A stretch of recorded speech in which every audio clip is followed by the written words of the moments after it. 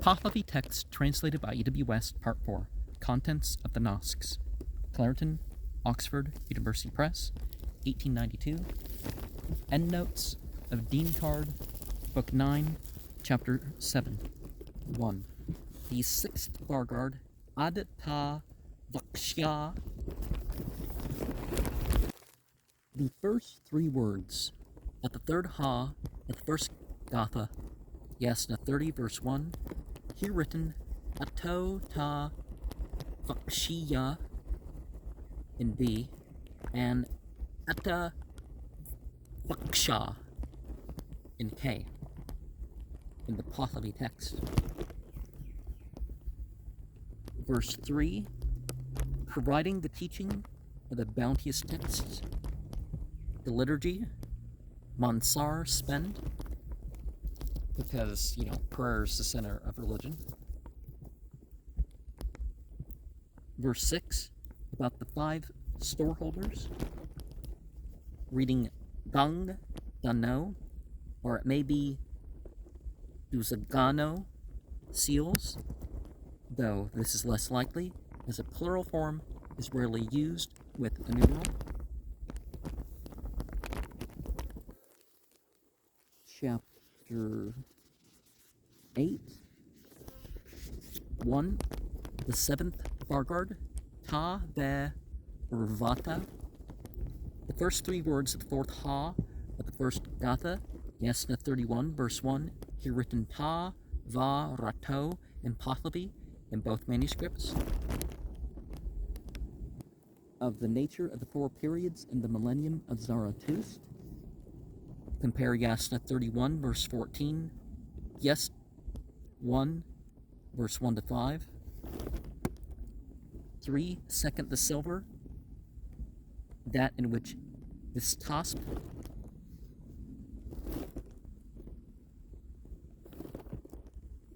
see Book 8, Chapter 11, verse 1 to 3. 4. Third, the steel, the period within which the organizer of righteousness, a Purpad, see Book 8, Chapter 1, verse 22. And 9, verse 1, the 8th Vargard, Hava e Tma'ite, the appellation of the 5th Ha of the first Gatha, Yasna 32, which begins with the words Vyaka Hava et Tus. It is here written Kvata Ma'ito in Pahlavi in both manuscripts.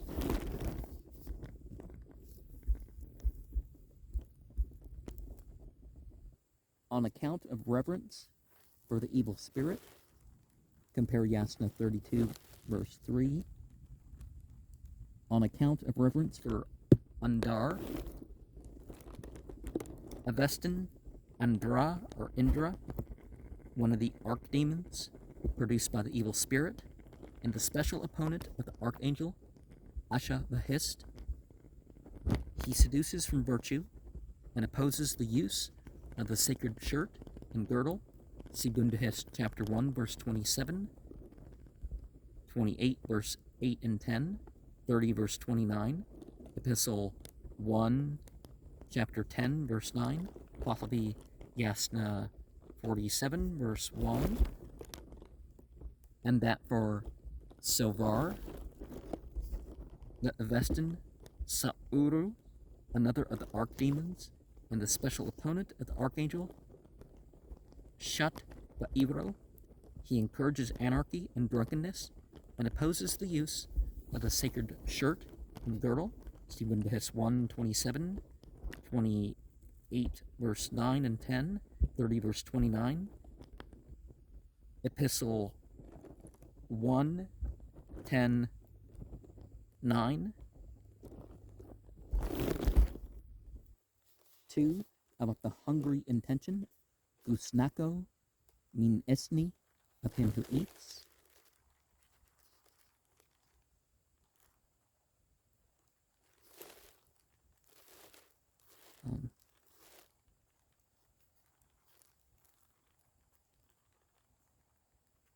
B omits eats. Talking during eating is sinful because the eater has muttered an inward prayer. Okay, I skipped over some, didn't I? Reverence for all the demons. See Bundahis 28, verse 21 and 22, and Book 8, chapter 18, verse 2. On account of reverence of Akatash, the fiend of inquisitiveness, who makes creatures look away from proper things, Bundahis 28, verse 20, and appears to be closely connected with the demon Eshem, wrath. On account of reverence for Ta'urvo and Zariko, the Avestan, Ta'uru, and Za'arike, two more of the archdemons, and the special opponents of the archangels, Kurdad and Amurdad. They produce and diffuse poison and are propitiated by walking with one boot. See Bundahis, chapter 1, verse 27, 28, verse 11 and 13,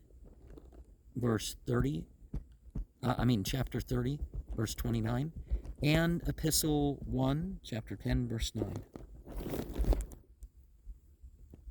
And that from walking with one boot, probably equivalent to walking in stockings, though some think it means walking barefoot. It is sinful on account of the risk of pollution from stepping on impurities and getting hurt because of imbalanced walking and greater exposure and that sort of stuff too, right? And reference for Savar, Saura, another archangel demon's potion, Shatvaero, encourages anarchy and drunkenness and opposes the use of sacred shirt and girdle. I think I already did that. Bundas, chapter 1, 27, 28, 9, and 10, 30, 29, Epistle 1, 10, 9. And verse 3 of chapter 9. And also on finishing and the purity. Manuscript K has protection of the mouth owing to its praise of righteousness, that is, its muttering of the Hashem Bohu formula, which is recited thrice. As a conclusion of the inward prayer, see Dadastan and Meek, chapter 79, verse 1. 4. That they, or it may be he, as the optative third plural, is often used for the singular, but it is a doctrine of the religion that a person who causes good works to be done by others, as he does when he employs a priest to perform ceremonies, is as much the owner of the good works as the actual performer is. See Shayast L'Shayast, chapter 10, verse 22 and 23 for the cases of less direct agency.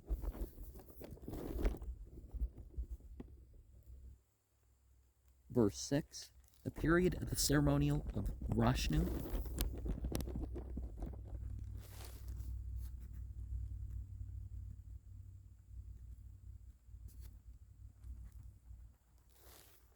See Book 8, chapter 20, verse 153, and the Pahlavi Yasna 1 and 23. Verse 5, we have the ceremony of Srosh. See Book 8, chapter 9, verse 3, chapter 44, verse 16, and Pahlavi Yasna 1:22. And the announcement as an offering, referring to the verb niva et vayeme, I announce or invite, with which most of the clauses of Yasna 1 commences. And 6, the ceremony of Stad, Avestan, or Stad, rectitude, a female angel who assists the soul on its way to the other world. See Ardaviroth, chapter 5, verse 3.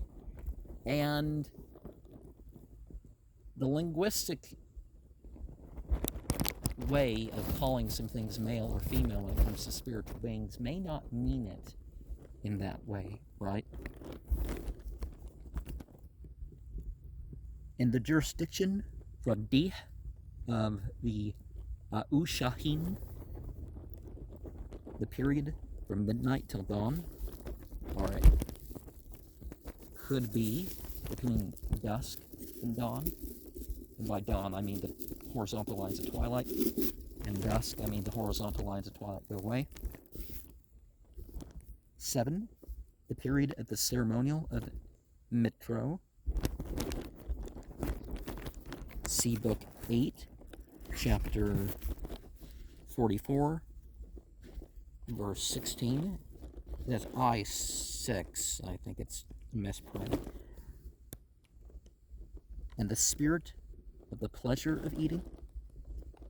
Vestin Ramah Havastrem Pahlavi Ramisno Kavarum, who cooperates with Mitro. See Pahlavi Yasna 1:9. Is mostly in the jurisdiction of the Havan, the period from dawn till noon, and in winter it extends into the afternoon. See Bunhis 25, 9-14. So I think they would mean maybe just, well, if you don't get up at dawn, you know, but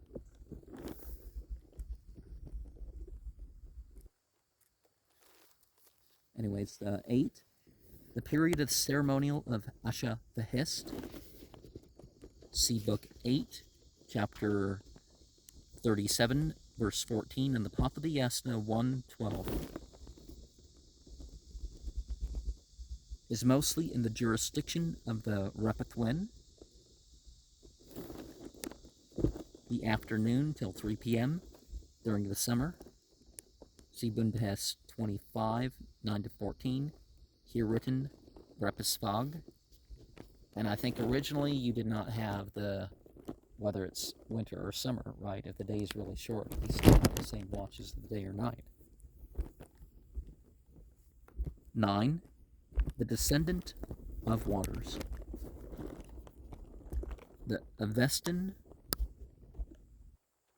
Berzato Ahra He Nefedro Apam the Pahlavi Bur Zand Hudai Neked Ani Avano Napo.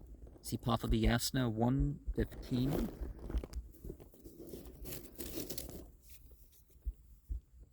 The jurisdiction of the Zaeren,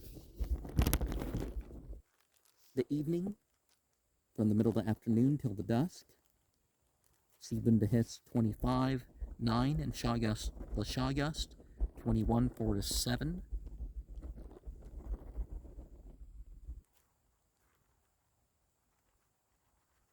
And, well, late afternoon, really. And instead of dusk, I'm sure they mean sunset. And the fighting of witches in the ascendant in verse 10. See Pahlavi Yasna 1:18 and 19. And is mostly in the jurisdiction of the Iwisruthrim. The period from dusk to midnight. And the middle of the night, actually, they probably mean when the twilight goes away. So on average, about an hour and a half after the sun sets. Give or take about 5 minutes for every hour that you add or take away from the afternoon.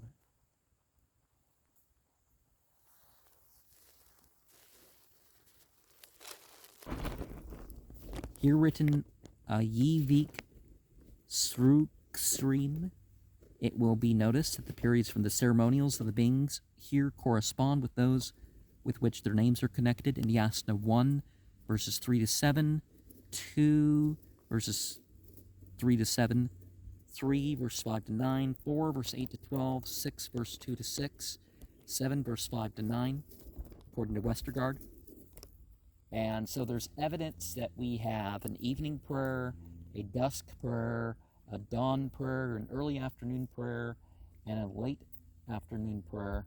And we can say that the dawn prayer extends for the course of the morning. And there's tradition about changing the times when the day is particularly short.